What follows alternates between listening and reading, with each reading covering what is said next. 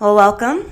Hello there. I'm Adria. I'm Andrea, and welcome to The Chronic Hustle. Hey, girl. Hey. It's episode 1. New podcast, Who Dis? Yeah, thanks for tuning in, everyone. We are so excited. Yes. So a little bit about the Chronic Hustle. Yes. What is the Chronic Hustle? People have been asking us, and we're like, that's a good question. We should Absolutely. probably flesh that out. Absolutely. So basically, we are two women Yep. in the wellness industry talking about our human experiences living with chronic conditions. Absolutely. And what that chronic hustle looks like, feels like, it's all about. So Yeah. we're So- excited to be here. Yeah, it's it's a very open-ended. Absolutely. Like discussion, concept. Yes. concept, Right. experience. Yeah. So, who is this podcast for? Tell us. This podcast is for you. You. Yes, you. You with the chronic condition. You with the chronic illness. Yes. You with the invisible illness. You with the visible illness. Mm-hmm. Warriors, spoonies, Yes. all of us. This is for you. We see you. Yeah, absolutely. So listen to this podcast, but also give this podcast to the people who you care about and the people who care about you. Yeah.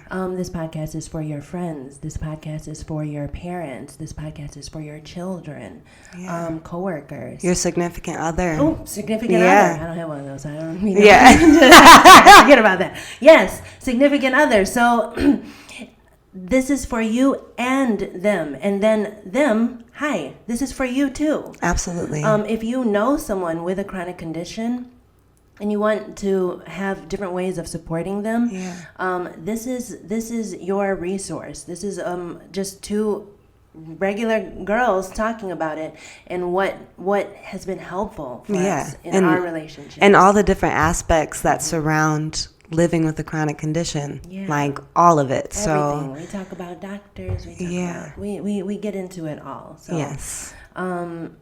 let's see. Yeah.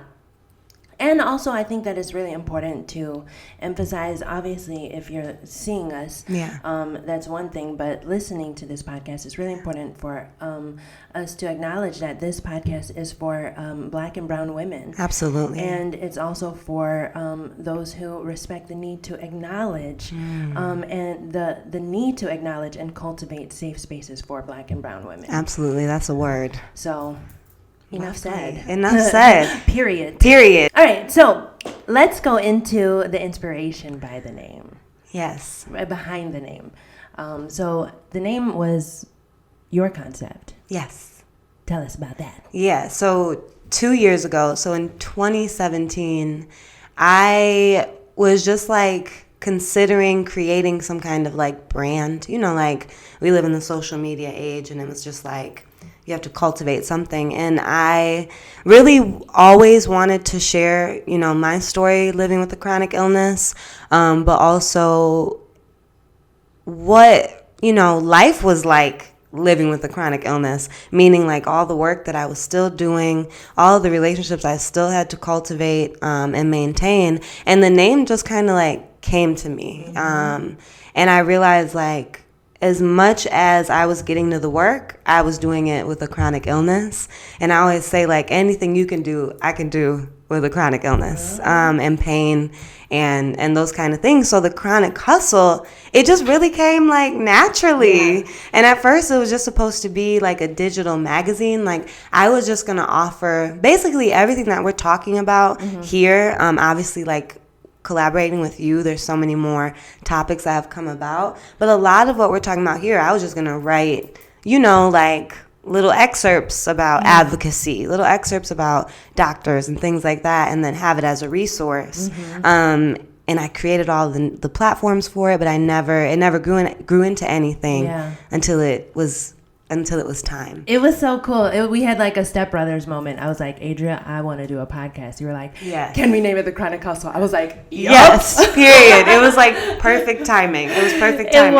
It was because I just came in one day with the fire on me. Yes. Like, I have. She was like, can we make a podcast? Because when we get together, like what you guys are like seeing here and hearing is like anytime Andrea and I get together, we go in on these things. So we basically were like, let's put mics and a camera up while we do what we do. So, and then the logo. Okay. The logo was your brainchild. So tell us about that. Yeah, so the logo is, the words, the chronic hustle. And in the word chronic, I included a semicolon. Yes. And for those of you who might not be aware, the semicolon has been used as a symbol to bring awareness to anti-suicide efforts and mental health wellness.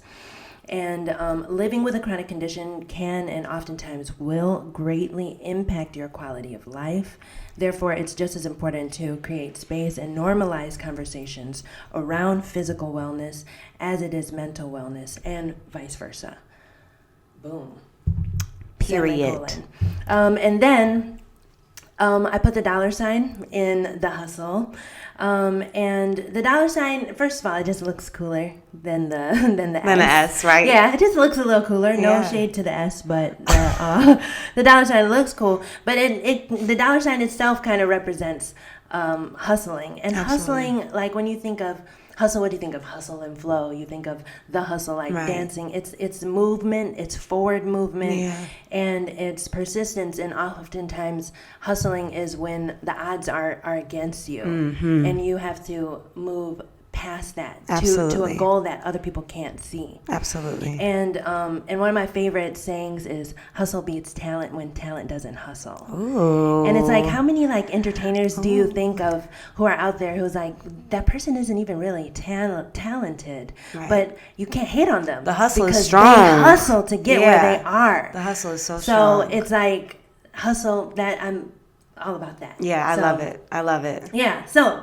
that's the inspiration behind the name and the logo. Now you know a little bit about that. So let's talk a bit about us. Yeah. And now let's break the ice. Okay. So we're gonna do this cool thing before every episode. A lot of our episodes can be kind of like very deep and like heartfelt, and so before we get into all of that, we have like a little light icebreaker, so you can see our personalities, and we can kind of warm up a little bit, and before we get into the gangsta stuff. Period. Yeah. Exactly. So you're always welcome to send in icebreaker questions. We have a really cool sparkly box with unicorns on it, and Adria's hey. I'm not allowed to do that, but she just opened up one and put it back in. Because I always like to grab Andrea's questions. I'd rather not. No. I know. Just grab one. You're right. Okay. Doesn't matter.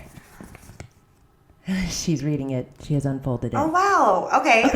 This question is, what book had the most significant impact on you?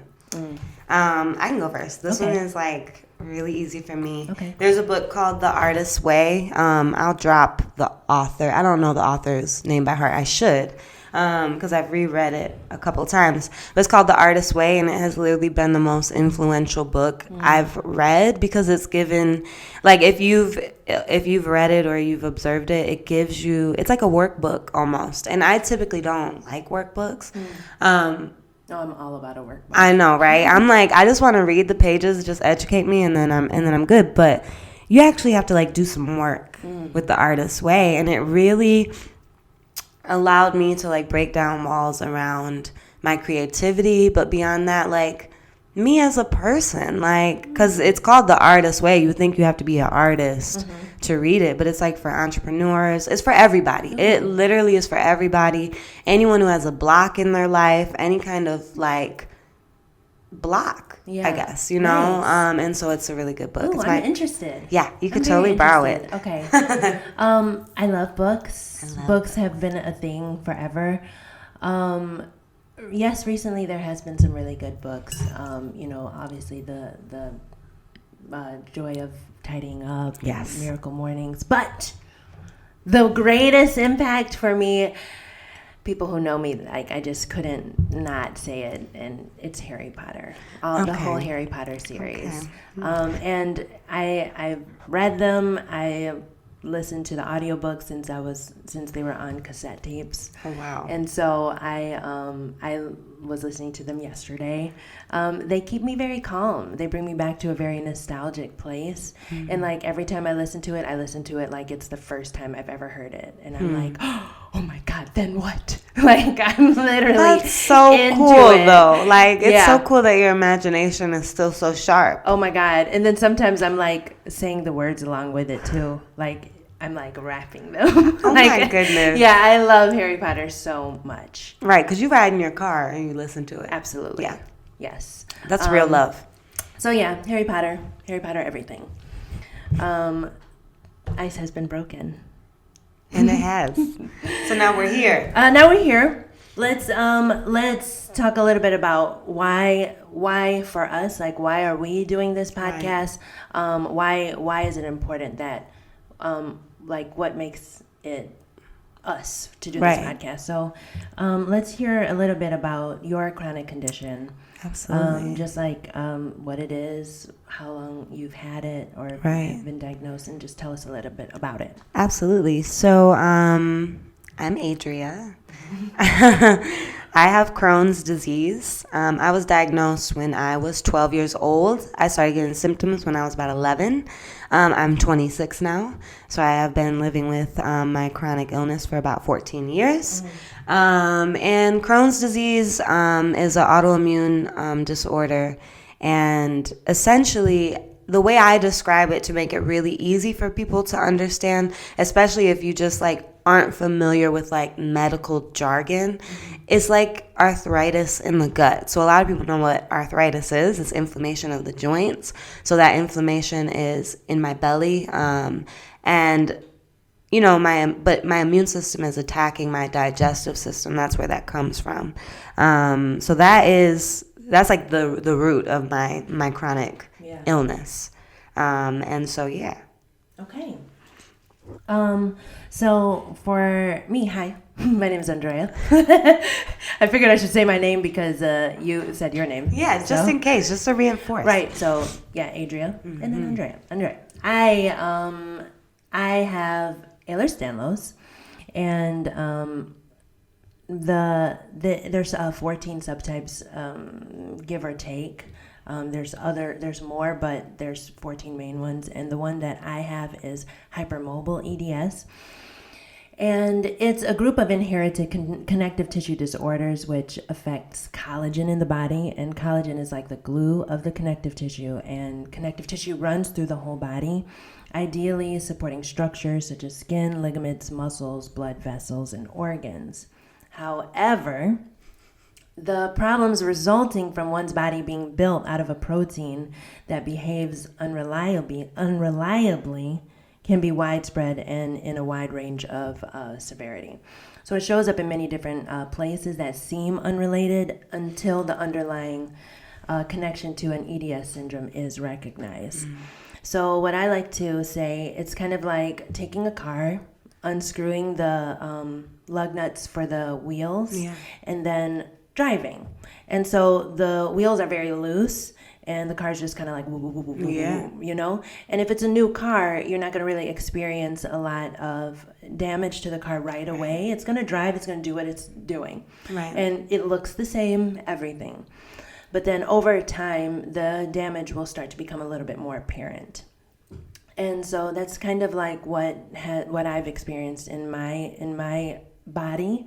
Over time, I started to see the degeneration of things, and I wasn't understanding why. And oftentimes with EDS, there is an aspect of chronic pain, and that's what I experience on a daily level, on some degree. Right. And so, if you've ever sprained your ankle, that same feeling of that sprain is kind of like what I feel throughout my joints. Right. And then, or like, and you know, whenever you get a Charlie horse, that's kind of like what my muscles feel like when supporting those more looser or lax joints. So it's kind of like a daily thing that I work through. Right. And at first I thought it was normal until I realized, like, no, this is definitely different. I just popped my wrist out just now. Ouch. And I also have fibromyalgia, which is a medical condition characterized by widespread muscle and connective tissue pain. Fibro can amplify painful sensations by affecting the way your central nervous system processes pain signals. So basically just pain. It's a whole lot of pain. Right. It's just the way that the brain is set. It's pain. Oh, Right. yeah. I wrote it down here. I was like, fibro is like Oprah and pain is like cars. And it's my like God. your whole body's like, you get pain and you Yeah. get pain and you get pain. Yeah. And like, even though like nothing is, like I would look at my body, like nothing is happening to it. I'm just sitting here and it's registering as pain. Yeah. So, so for me, I just, I tend to be very tender. Often all over. Yeah, there's like 9 points that in your body that they say that you should be experiencing pain in for fibromyalgia, and I say screw that. No, your whole freaking body hurts. Yeah, absolutely. So those are my 2 chronic conditions that I have. Yeah. Let's go a little bit into our hustles. How we get down, how we hustle. How we hustle anyway. Yes. So I am a yoga instructor. That's what a lot of people know me for. Also a mental health advocate and just like chronic illness advocate. Like I enjoy talking about it and I enjoy like bringing awareness to it. I've been teaching yoga now for 3 years, in my own practice for about 6. I feel like I've been saying that for years, but it's not true. I'm like, it just feels like I've been doing it longer. And so how does my hustle affect my chronic illness or vice versa? I would say, how does your chronic condition influence your hustle? Well, largely the reason I even pursued teaching yoga was what yoga was doing for my chronic illness. So I was finding that when I was going to yoga, I was having a better experience with my Crohn's disease. And as years have gone on, I've done the research and I realized, yoga is serving my nervous system, and my nervous system is directly impacting my immune system. And so I saw the benefits of that, and I really made in my mind, like, I have to make yoga like an obligation in my life. I have to like be in service with this thing. And so I pursued becoming a teacher. And I also pursued a trauma-informed yoga training in the last 2 years that really opened my eyes to how yoga can be used as a tool to cope with trauma. And so now in my teachings, I'm really coming from a lens of everyone is experiencing some form of chronic pain or a chronic condition, and it doesn't always come in the form of like a physical aspect. Sometimes it's just in your life, maybe it's in your family, maybe it's something that you're dealing with on a daily basis that is just impacting your life. So we said the other day, it's like, how does it influence and so that's what it does for me. It really motivates me to offer just a deeper perspective, not just, yoga and what we see like on social media and in the magazines. Absolutely. So what about you? Okay, so my job title, I would say, I always get like really like weird about that. I am also a yoga instructor, and I, along with my family, we own the Hot Yoga Ferndale. Yes, it's a studio here in Michigan, and I'm there pretty often, and I teach often, and I'm running it, the business, so it's really cool. I have been teaching yoga since 2012, and so 7 years now, and then I've been practicing for about 16. And so my chronic condition, how does that affect my hustle? Greatly so. Right. Greatly so, or not even affect, influence. And I can say that when you experience chronic pain and your daily activities include pain, just moving, walking, going up and down stairs, sitting, exchanging physical touch of any kind, when you're experiencing chronic pain, it takes you to a different mentality. Imagine having a toothache. How do you feel when you have a toothache? Really crappy, right? And so when that chronic pain moves through your body, and then somebody comes in and they're here to do yoga, and you see like they're experiencing pain, the amount of compassion that you have, the amount of understanding that you have for people, it completely shifts. And just like you said, like everybody is experiencing some type of chronic something. It doesn't have to be a medically diagnosed thing. And whether it be, you know, have you ever had heartbreak? Shoot. Right. Skip a toothache. Right. Heartbreak hurts. Yeah. And when you see people come in and you see people with these different things that are their chronic condition, the amount of compassion that you have shifts. Yeah. And so for me, it has influenced how I teach. It's influenced how I welcome people into the studio. And then also what I've learned through my own research on my body and what yoga can do for it, what Pilates can do for it. I can speak very confidently into how this, if this is something that you choose to do, that we can work together to help you feel better. In the moment. It's influenced me greatly, and I'm grateful for it. It's been such a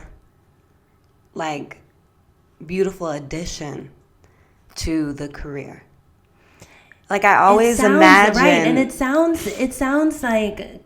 It might not sound 100% like really, like yeah, people might be it like sounds really, like it's like contradictory, but it adds so much more depth and understanding and compassion. Yeah, and then again, like yoga then becomes a tool. It no longer becomes like this abstract, especially as brown women, especially stepping into a space that is predominantly non-people of color.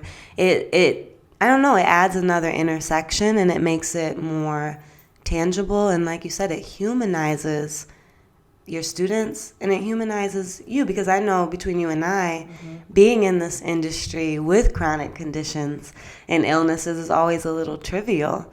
And so it's really a beautiful aspect to add, especially when you get to this point of like acceptance. Yeah. And that's a day-to-day thing. And we gonna that's a day-to-day thing. We work some days I'm not accepting this. I'm like, what is this? Some days I'm like, no, I'm about to do the splits. I'm gonna just yank and it's like, no. But it's not. Absolutely. Yeah, it's definitely, it makes you tune into what the real why. Yes. For me. Yes. Yeah. And so I love it. Yeah. And so that's pretty much it for us right now. Who this is, you kind of, that's it. I feel like they got the gist of it. Okay, I got it. Yeah.